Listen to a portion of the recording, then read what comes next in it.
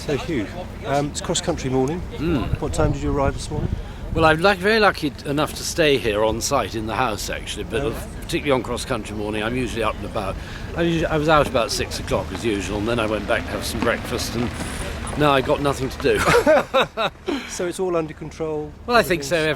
We've got a terrific team of people, and they're all organised, doing all the final set-up bits, and then just before the start, the final checks, silly things. I make sure all the strings across the course is taken down, and the signs, and all the little bits and pieces to get it ready to go. But so, what's the most nervous point of the day for you then?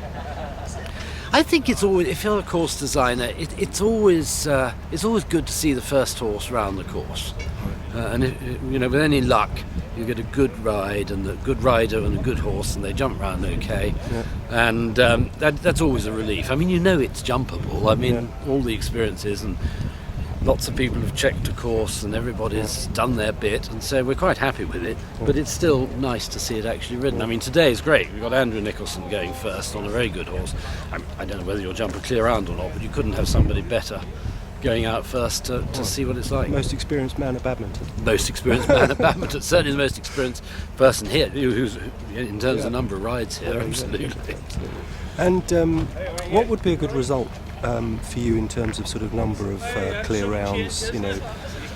Well, I think it is obviously very weather dependent, and this year, with having been dry and warm and everything else, the ground is going to be very fast. And so I would expect that we'll get a lot more inside the time than in a normal year.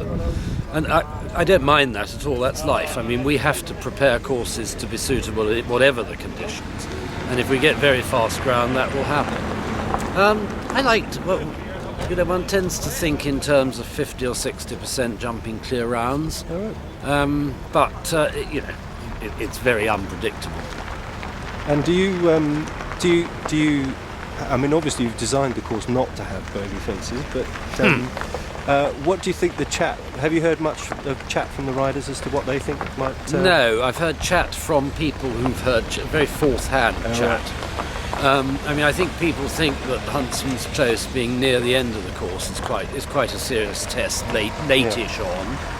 And but other than that, it'll be interesting to see how they jump the corners down at the farmyard, because those were new last year and been recreated in a different way. But I think a lot of the riders still think that's a pretty serious test, and I'll be interested to see. There's a rumour that a lot of them are going to go the long way there. Right. And of course, if the track is very fast, then they may be able to get away with, taking one or two long routes, and that will be a very interesting part of seeing how the first few go and what speed they go. One of the nice things about a sunny event is that everybody's in a good humour. Yeah, it makes a big difference. Yes, it makes a big difference. Great. All right. Thank you very much.